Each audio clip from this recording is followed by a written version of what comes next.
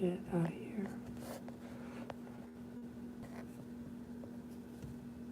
Okay, so today I wanted to go live and talk about ICRPG a little bit more. And today my plan was to make a character. I explained the rules in the last video, so now it's time to make a character. So I'm just gonna dive right in. I need a pencil really quick. 1 second. I'm a pro.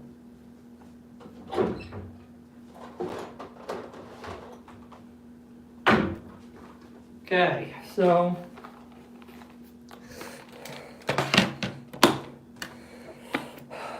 if you don't know anything about an ICRPG, I made a whole video explaining the rules that will be down in the description below.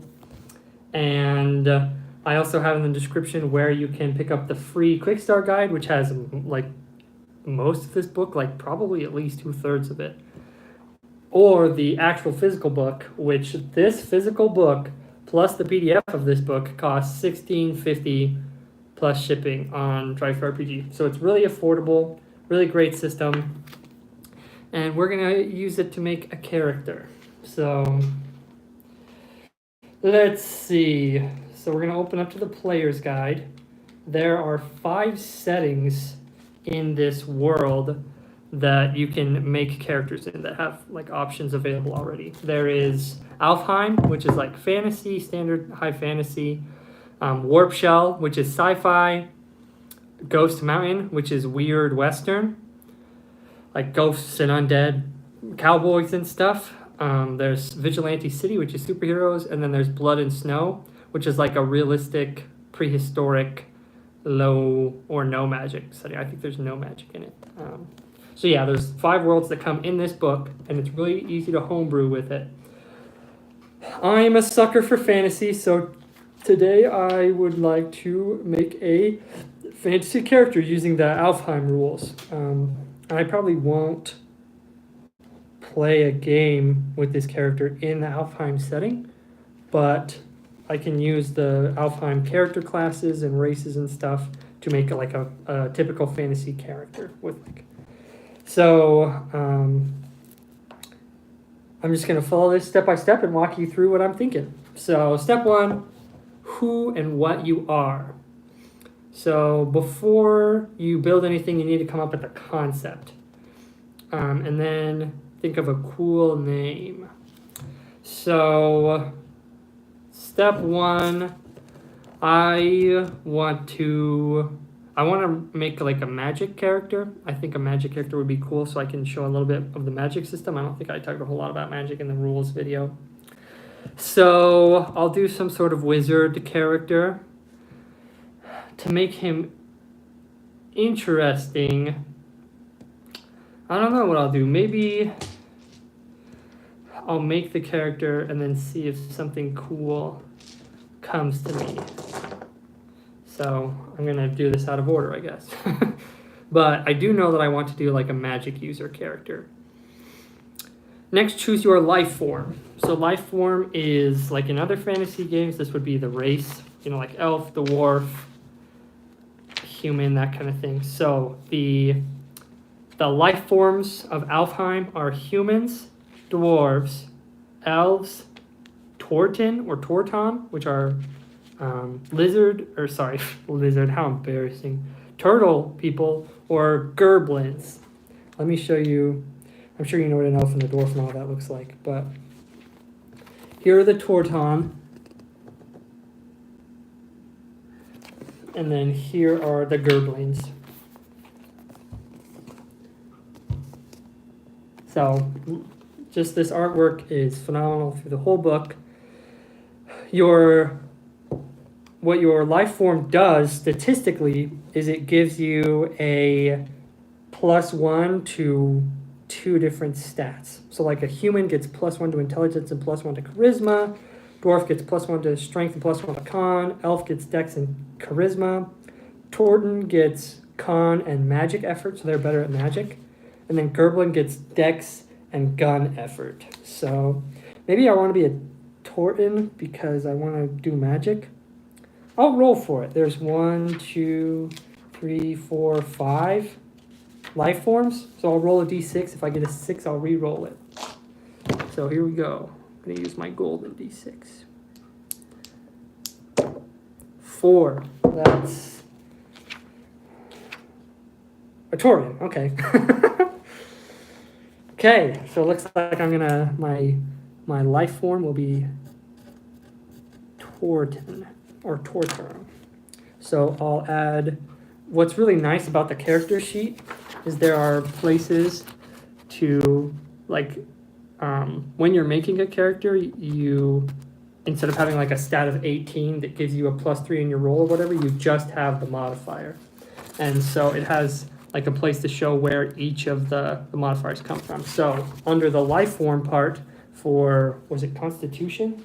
Yeah, Constitution and Magic Effort, the life form part, I'll put +1 because that's what I get from being a Torp. There are also some like little flavor things. I think I'm going to read one of those because I don't really have a firm character idea in mind. So we've got The Way. The patient Torten mind is attuned to forces of intuition and magic energy. So it looks like this is like a monk, kind of. Stargazer. You know, the Tortens came from the stars, but how, when, and why remains a mystery. Oh, that's cool. The purpose. So apprentice. Torten society is built on a master and student tradition. You have found your master and sworn to serve. Training your body, embarking on impossible quests. That's kind of cool. Protector. Knowing what it means to lose everything, to have no home, you are sworn never to let others experience such terrible loss. You fight to protect the weak, stand up to bullies at every turn. Okay, cool. Cool. I like the Stargazer and the Protector. I like both of those. Maybe here I'll roll for it again. So I'll roll a d6. Odds is I'll go Stargazer, evens I'll go Protector. Okay, that's a 4, Protector. So maybe my story, what motivates my character to be a protector? You know what it means to lose everything. So maybe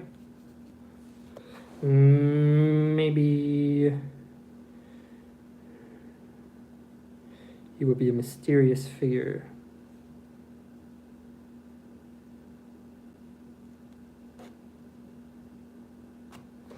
Okay, so it looks like there are people, like a spacefaring race that crashed on this planet and now they've had to adapt and live. So maybe I'll say that I was in a village. I don't want to make this too stereotypical. I'll just write down Protector for my story for right now.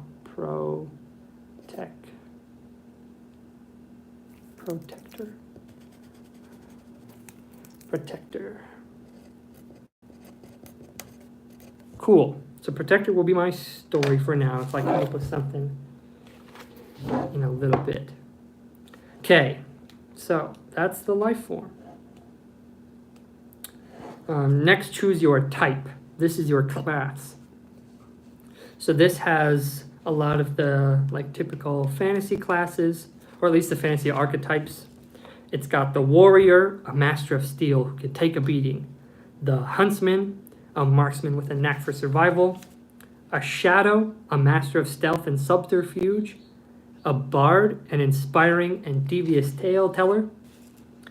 A mage, a collector and conduit of arcane secrets. And a priest, a righteous avatar of divine might. So we got 1, 2, 3, 4, 5, 6 options. Cool. So with type, I'm definitely going to go mage. World.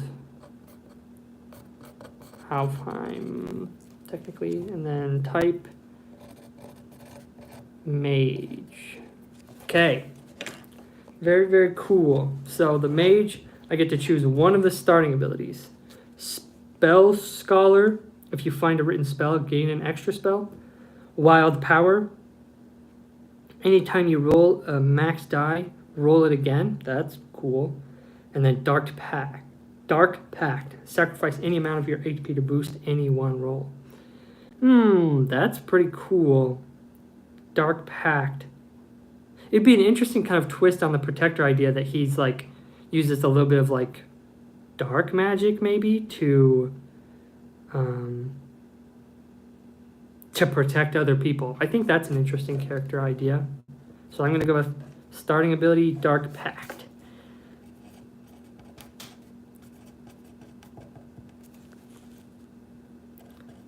Sacrifice.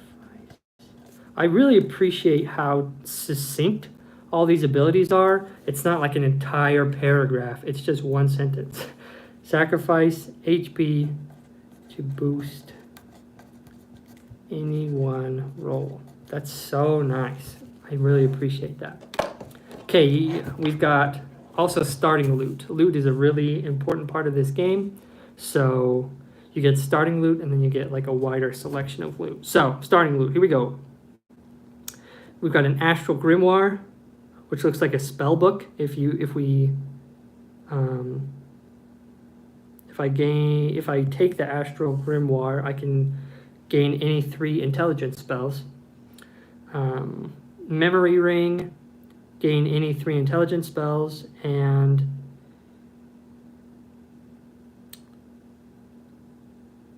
on any turn when I'm not casting a spell, I can roll a d6 and keep that for later. That's kind of interesting. It lets you like save up rolls basically. The Master's Ring, a small demonic, or the Master's Skull. What? The Master's Skull, a small demonic skull. Fill this skull with blood to store 10 points of HP. With this, use this HP to heal or as part of your Dark Pact ability. Interesting. So the Master's Skull makes the most sense strategically because if you're going to be sacrificing HP, it makes sense to have something to store HP. But it doesn't look like it gives spells though, and I want my guy to be casting spells. So I'm going to switch it up and take the Astral Grimoire.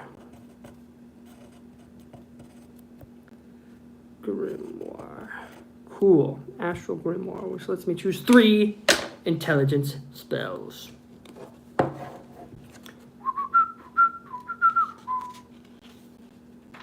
Okay, so I just have to go a couple pages, and then here's the list of intelligence spells. We've got a 2-page spread. These are all the intelligence spells that mages use, and then priests get access to wisdom spells, which is also a 2-page spread. So I'm probably going to want to take, like he's a protector, so I'll probably take 1 offensive spell, 1 defensive spell, and 1 utility spell to keep him kind of well-rounded. Although, maybe I want 1 offensive spell and 2 defensive spells, because I'm the protector. Maybe that's what I want. We'll see. I'll see if any spells jump out to me. So you got, let's see.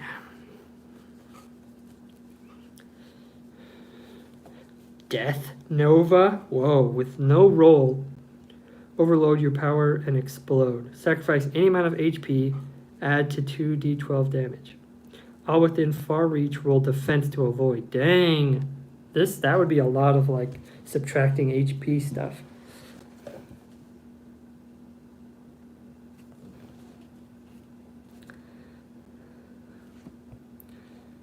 Fireball.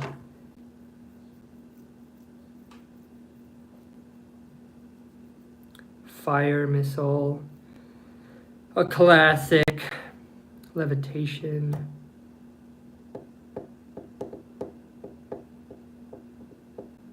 I really like that Death Nova. That's really cool. I'm looking for defensive spells here.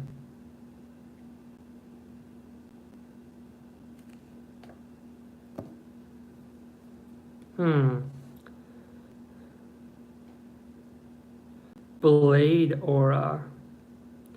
Armor an ally you touch with daggers of energy. Those harming that ally take weapon damage. That's cool. That's very cool.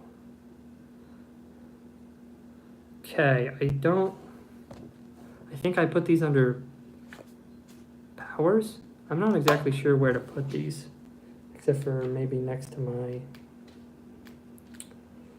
does it say?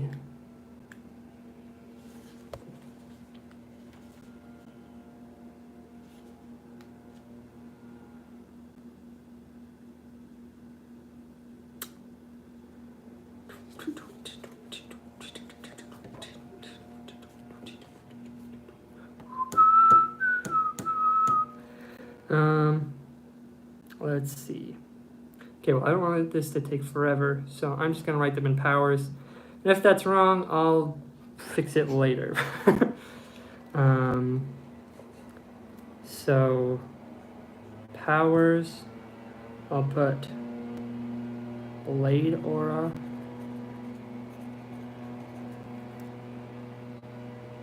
Man, they gotta be blowing the leaves right while I'm making this video. I'm just gonna put blade aura, page 46.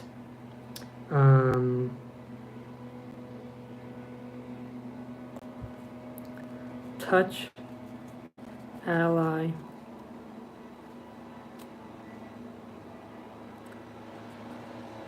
Those that harm ally take weapon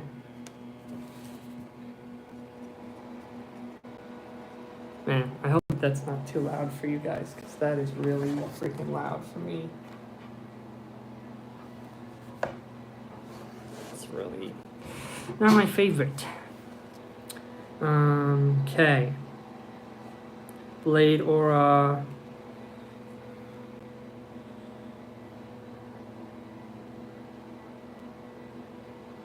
Crystal Sanctuary. Form a grid of hexagonal energy shields. All allies within near range now have +3 defense.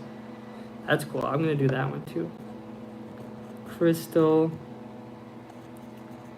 Sanctuary.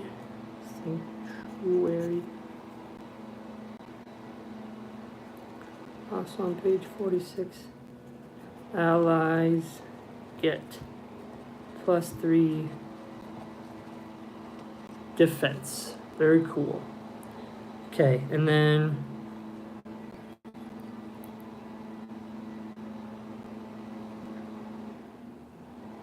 one thing about the Death Nova is that I think it would harm my allies too, because it says all within far range. So I don't want to hurt my allies.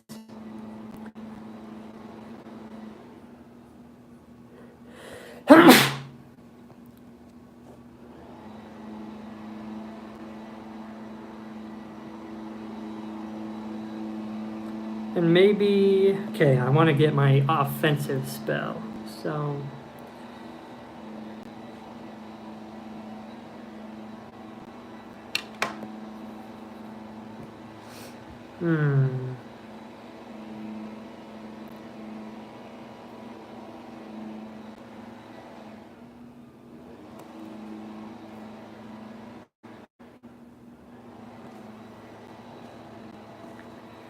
And the nice thing is, unless stated, like a lot of these don't say how much damage they do, like the fire missile. Fire a precise bolt of fire at the target within far range, ignites flammable objects. And it doesn't say how much damage it does, because it's magic. And in this game, magic is a D10. Always. So, I already know. So that's really nice. I appreciate that.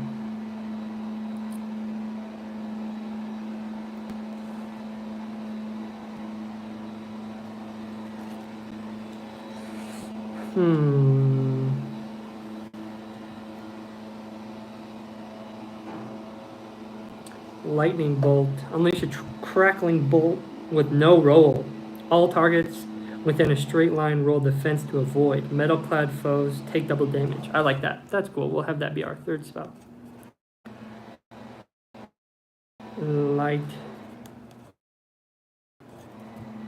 Lightning bolt. No roll. All enemies in straight line roll defense. I can't believe that they're doing that right now. Like, dang it.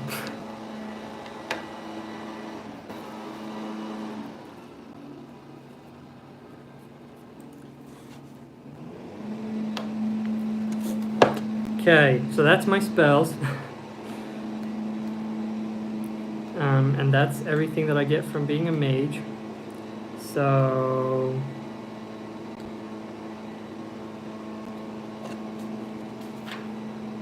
Okay, after you choose your type, you write a one-line story. Before you start figuring out how to stat that up, take a moment. So one-line story. Okay, this is where the story part comes in. I'm going to name him Hector. Hector the Protector, because I think that's funny.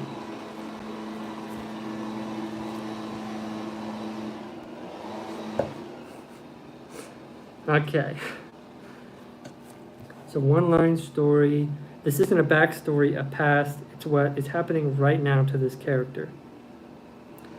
One key fact.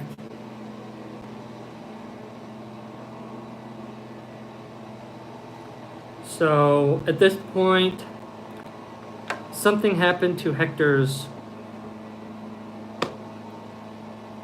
village or his childhood, maybe. So maybe rather than like his village burned down by the evil bad guy or something, his village got drafted to the war or some sort of war. Hopefully you guys can hear me. Some sort of war that he was drafted, or that his like family was drafted into, and his whole family died in the war. So he had to I guess it's not his backstory. Dang it. Take a moment to explain one key fact about it. This isn't a backstory or a past. This is what's happening right now to your character. Okay, so what is he doing right now? Who is he trying to protect right now? Okay, so what I would do is I would ask the DM, or the GM, I guess. I would ask the GM if there's an organization in this world that is at war, and Hector would want to like fight for the underdogs, basically. So let's say the story is fight for underdogs in ongoing war. Okay. So that's the one-line story. Now we're gonna get our stats. So the idea is that like I'll be rolling a d20 whenever I try and do something, and I'll be adding whatever my stat is depending on what I'm trying to do. So like if I'm trying to do something that involves strength, I roll and then add my strength stat. All stats start at 0, and then I have 6 points that I can assign to any of those stats. So I could have one stat be +6 and the other one's +0, or I could have a couple +3, +2, +1, or I could have all of them be +1. I definitely don't want all of them to be +1. I'm definitely thinking about putting a lot into Constitution, because this character will be sacrificing a lot of his hit points. And in this game, they only have 10 hit points, so I can't change that amount. But Constitution adds to the defense roll, so that'll make it harder to hit me. So I'm going to do that. Roll the defense roll. So I'll probably add, maybe I'll add like plus, I want my intelligence to be pretty high because I'm a spellcaster. Maybe I'll go +3 to intelligence, +2 to con, and then with that +1 I get from being a Torton, that would also be +3. And then +1 strength, just because Tortons all look really strong in the pictures. So, yeah. So that makes my strength a +1. dexterity plus 0, con plus 3, intelligence plus 3, wisdom plus 0, charisma plus 0. Okay, now I calculate defense.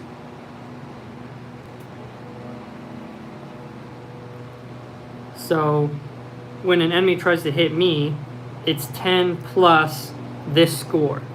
And the score is con plus loot. Okay, well, I haven't picked loot yet. That's step 7. So I'll come back to this in a second after I've done my loot. That seems a little out of order. Okay, step 3, boost effort types. Okay, so I have 4, not only, so I've got those 6 points here. 6 points for my stats, and then 4 points for my effort. And I already have a +1 in magic. I think I'll add +2 to my energy and magic, because that's really important. And then +1 to weapons, and +1 to basic. So that gives me a +1 basic, +1 in tools, weapons and tools, +0 in guns, which I don't think will be really relevant, +3 in magic and energy, and +0 in ultimate. Okay, locate status info. So here's my, I've kind of walk through the character sheet. So you can see my name, Hector the Protector, world Alfheim, Torton, Mage, my 1-page story, or my 1-line story, keywords, all my stat modifiers that I add to the d20s. Here's a space where you can draw a picture. I don't have time for that. And then here's where you keep track of your hearts. This is a lot of hearts. 5 hearts is a ton. You can see only one of them is circled because all characters start with 1 hearts. And I guess you can gain hearts through magic and stuff, but I think most of the time characters only have 1 heart. And then you've got your defense score, your hero coin, and your dying. And then you've got your loot, your abilities, your powers, and your augments. And that's the whole character sheet. There's no, it's just 1 page, just like that. So, yeah, there it is. There's my defense. I don't have a hero coin. I have 1 heart.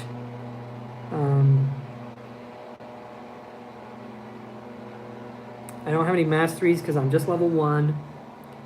And I'm not dying because I haven't done anything. I don't have any mastery points.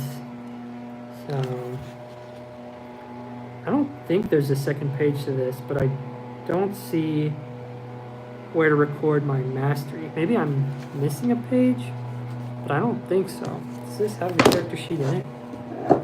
Like on the back page? No. Doesn't. Well, it does have the character sheet, but the character sheet is just the page that I have. It's just, you can see that one. It's just the same thing that so I'm not missing anything. Am I just dumb? Where do I put the mastery? It says in the book there's like, it has little boxes to, like little circles that show where to check off mastery. And I don't see that anywhere. I don't know.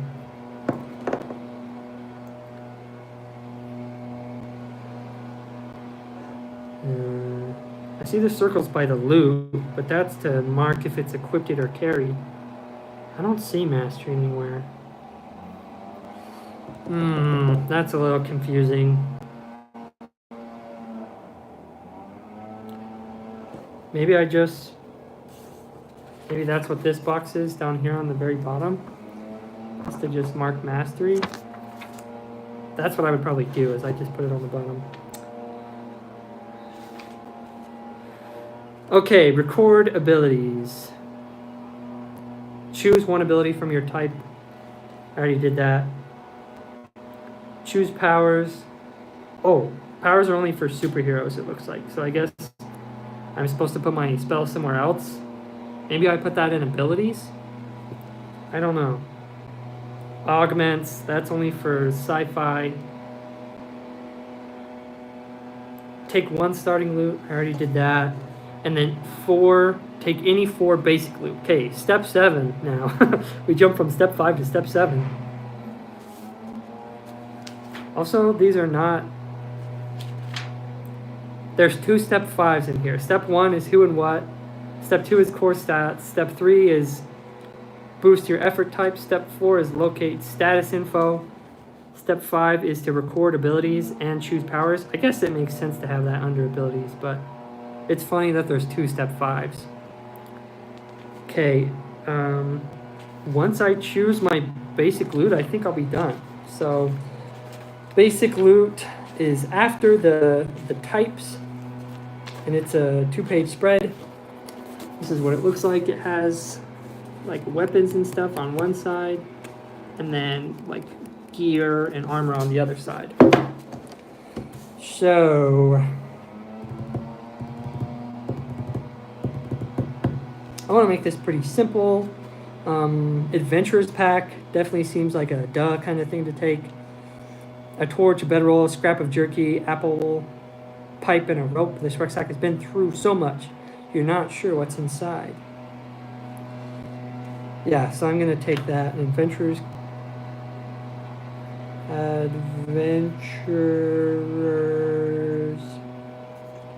pack.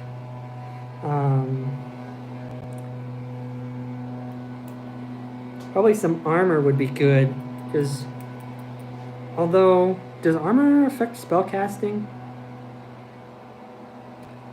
I don't know. He does use lightning. It'd probably be better if he didn't have armor. There are traveler's garb. Okay, a lighter, more comfortable set of clothing for travelers. Only +1 defense, but includes 2 extra spaces for inventory. So I'm going to do that. I'm going to do traveler's garb, which gives me a +1 defense. So I get +1 from loot, I think, and +3 from con. I don't think I'll take a shield. So that's +4 defense. So that means that monsters, in order to hit me, would have to roll a 14. So that's pretty good. Pretty good on a d20. Okay, 2 more.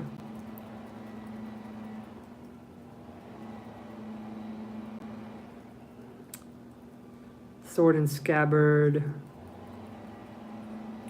Knight's weapon kit. Wow.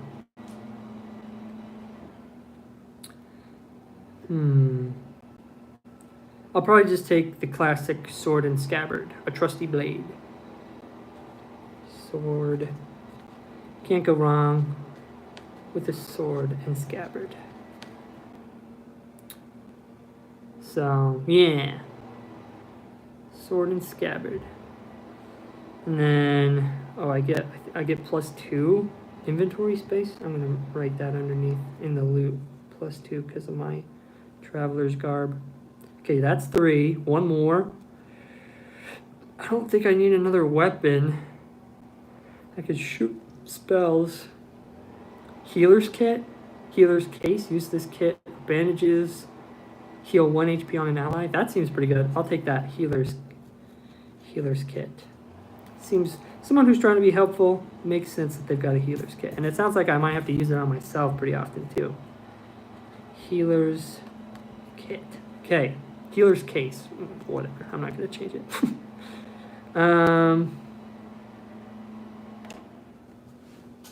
Okay, and I think that's everything.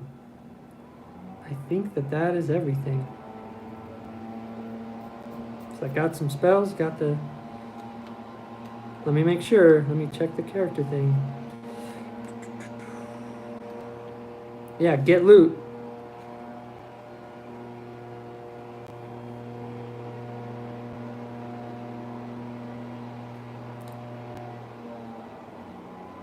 Yeah.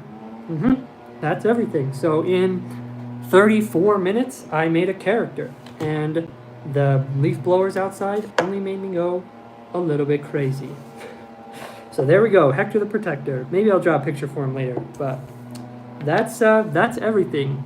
I kind of was speaking out loud a lot and giving my thoughts, but I feel like if I wasn't doing that, like I made an example character for the rules video, and that Albrecht Vandermeer. Here's what his thing looks like. His character sheet. If you want to look over it, pause the video and look over it. But yeah, he took me like 15 minutes to do. I think picking the spells took a long time. I think, like with him, I didn't have to pick spells. That takes a little bit longer. I just had to pick his sword and scabbard and stuff. So yeah, in just a couple minutes, you can make an ICRPG RPG character. If you're interested in picking up this system, all the info will be in the description below. If you want to see how the rules work, I did a video about that, also in the description below. And if you want to see me make a sci-fi character or a Ghost Mountain character, a superhero, or anything like that with this system, let me know in the comments below. But that's everything. So thanks so much for watching, and until next time, ciao.